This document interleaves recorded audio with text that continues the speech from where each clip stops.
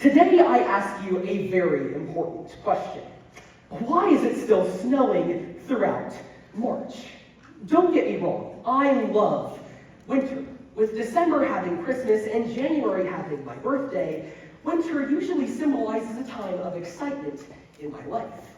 However, when winter is drawn all the way into spring, and snow continues to be a gross, wet, and muddy problem, my love for it continues to decline. When it comes to the snow, my grandma always had a very funny saying for people acting a little bit less than smart. She would always tell people, "You're acting dumber than a sled track." By this, she meant that even though it does have some imprint, by the time the snow comes, no lasting impression is left.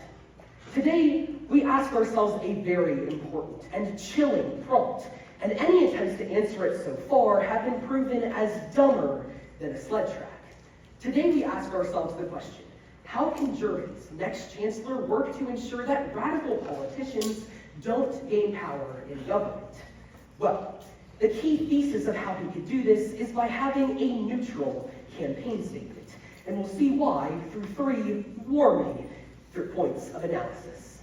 First, we'll examine how focusing on economic strife can gain him a lot of popularity.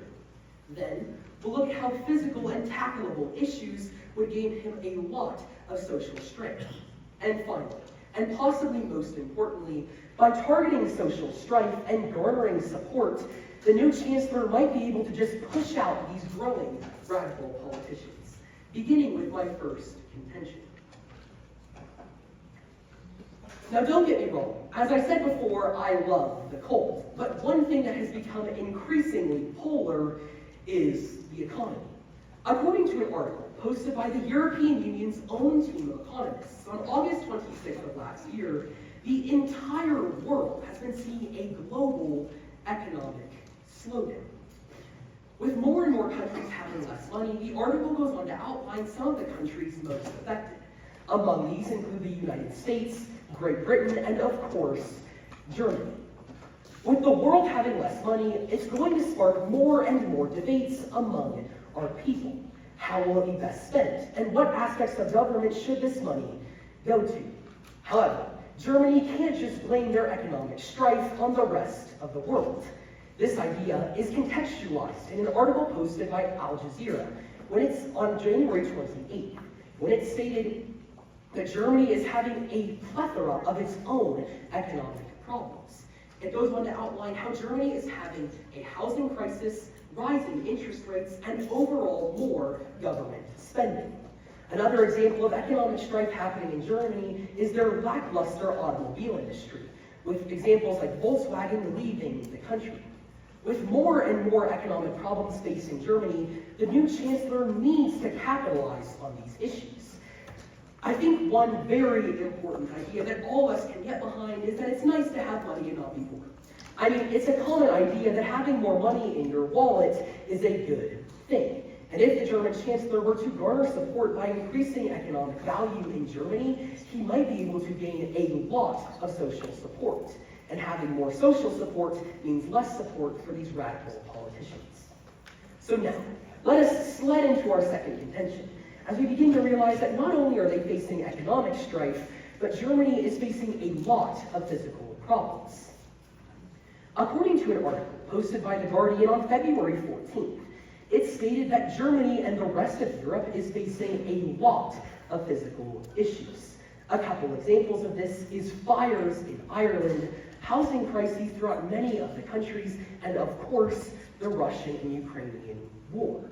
With more and more physical conflicts and physical problems naturally happening within Europe, Germany is directly affected. However, this is furthered in an article posted by Force News, when it was posted on February 16th. In this article, it went on to outline how Germany's new chancellor needs to focus on more tackleable issues. More social and physical problems happening within Germany, and working on a more domestic basis could help the German chancellor gain a lot of support. The word tackleable means it's more easy for the German chancellor to handle. And by focusing on more easily handleable problems, the German chancellor might be able to garner the social support that he needs to push out these radical politicians. With these radical issues happening within Europe, it continues to be a problem. But this support might be the perfect catalyst for change in the region. So now, let us look onward to our third and final point of analysis, because it's time to examine the absolute blizzard that is social problems. According to an article posted by the European Popularity Tracker on March 2nd, it stated that 46% of people within Germany would show open discontent for the majority of how their government is being ran. And 46% of people also said they would show open discontent for European Union leadership. These can be attributed to a couple of factors. Things like corruption in the European Union and the fall of Germany's right-wing coalition government are a couple of examples of how the public is losing faith in the German government. With more and more issues in the fields of economy, physical problems, and even social strife, the people are becoming more and more divided. This idea is furthered in an article posted by the International Council on Foreign Relations on March 4th. In this article, it went on to talk about how a couple of examples within Europe are causing social strife. Things like Italy having more rising neo-Nazism, and as I stated before, the fall of Germany's right-wing coalition government are causing more and more, quote, political rifts among the German people. So, in conclusion, before we go on to build a snowman in the middle of March, we have to ask ourselves our question one more time. How can Germany's new chancellor work to ensure that radical politicians don't gain power in government? Well, after looking at their economy, their physical problems, and lastly, possibly most importantly, their social strife, it's clear to see that the resounding answer is to focus on a neutral campaign. And by appealing to the hearts and minds of Germany's people, the chancellor can garner the social support he needs to expel these radical ideas. Thank you.